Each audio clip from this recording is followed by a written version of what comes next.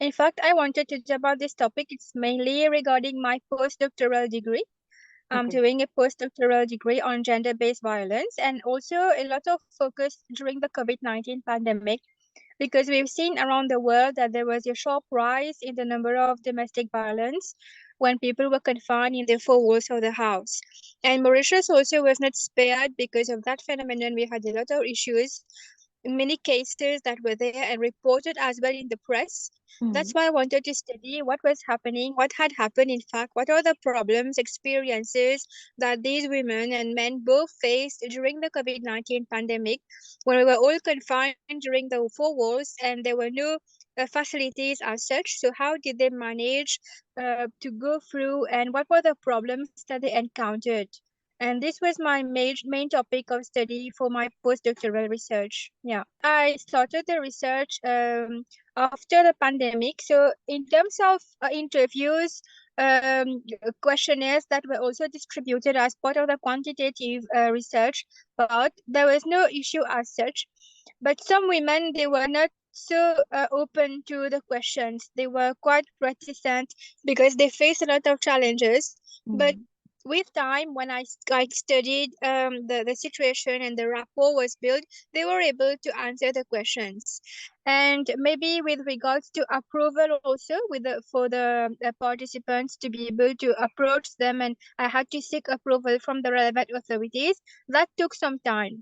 But otherwise, the research went smoothly, even the writing processes, analysis and of the data, that was okay on my part. But there were a few challenges that could be managed. In fact, as I told you, it was for my postdoctoral degree, so I had Yes. to finish and submit my Yes. report. So that's why I continued. I had to have publications, proceedings for conferences and also presentations in conferences. So it was part of my journey to submit my postdoctoral degree. So as I told you, I wanted to know what were the problems, the experiences they faced during the COVID-19 pandemic.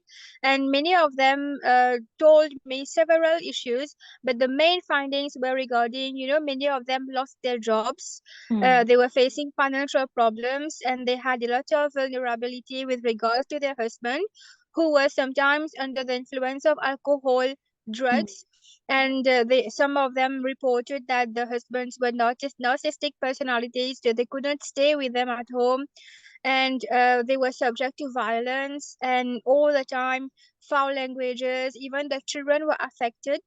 So Mm. mainly unemployment, loss of jobs, financial problems, drug abuse as well, and personality clashes, because they also reminded that they had to stay on a 24-hour basis. So that was a lot of time, and they were not also under in a situation where they could get help and support from their peers, from their parents, especially if they live alone with their husband and children. So that was lacking the support that they expected to have, because of confinement, and especially in Mauritius, confinement was really very strict. Especially the first lockdown was a full lockdown. So we couldn't move around. We had to have the work access permit and all. So only those who are able to move to for work were able to do so, but otherwise we had to stay at home. And many women asked were tried to tell us that they had so many problems and challenges that they were facing with regards to whatever they had to face during the COVID-19 lockdown. And Mm. also some of them had health problems where they couldn't manage to have their medicines. They had to depend on their husbands. They felt helpless. Yeah, so these were the main findings Yeah. that came out from the study. Yes. Yes. Regarding new researchers, first of all, you see, I'm also an academic. I teach at university level. I am a lecturer in sociology, senior lecturer. Mainly, I supervise dissertations for masters and for undergraduate students as well. What do we see in these students is that they very often confuse between the main research methods. They Mm. don't know really because they don't have a proper knowledge of all the skills that we need to have. So first of all, master the skills that are needed for research. right? And then go into the practice, because it doesn't come at once. We need to carry out some types of research, even if it is at thesis level, or even for your undergraduate or postgraduate. So you have to start somewhere, and don't think that even if for the first research you will be the best. It is a learning process. Even I'm continuing. I learn every time I carry out the research work. So we always learn continuously.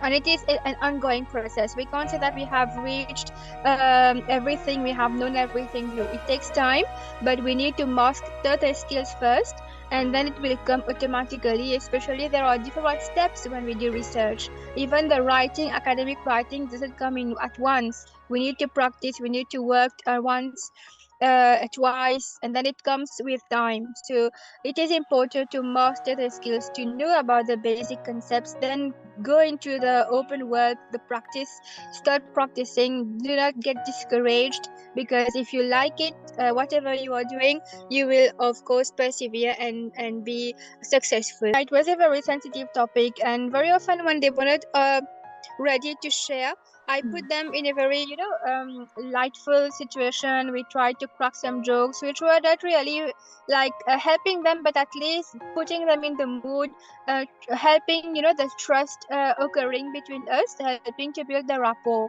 Then slowly, when they started to voice out, they started to tell me what has happened, and of course I reassured them about confidentiality, everything. And then they told me about what was happening really at different levels during the confinement period. Sometimes they would start crying, sometimes they were very sad, and I gave them time to relax, to feel at ease. And even if they didn't want to continue the conversation further, I said okay. I didn't force them at any point in time. So that was really a mutual conversation that we had, an open one, and nothing was really forced. It came naturally. They were quite full of emotions, because they went through such a difficult phase, but they could relate. And even I told you, they were crying at some point in time, but that was okay after some time. So it was a learning process. I told you it was quite challenging for me as well, but I usually work on these sensitive topics, so I am a bit used to that. Yes, in fact, what I liked most is the rapid response. Every time I ask something and I get it back, so very rapid. So there is a continuous support that you give to the participants, and this is very reassuring, because we know where we are. And secondly, when I presented, everything went on smoothly. There was a good organization, and it's not the first time I participated in the conference, because in Mauritius also I attended twice. There was one held in Flic-en-Flac, Middlesex University, and another one at Bagatelle in 2019, before the COVID-19 pandemic. 2018, it was before that. And I hope you come again. We organize conferences. I can also help in organizing. Why not? And that was a very good experience. Even my colleagues at work, there is one colleague who presented and who also gave a keynote address for one of the conferences. He also attended in Dubai. So we really appreciate your work, and it really helps us as academic to have a platform to share our work and also present in conferences.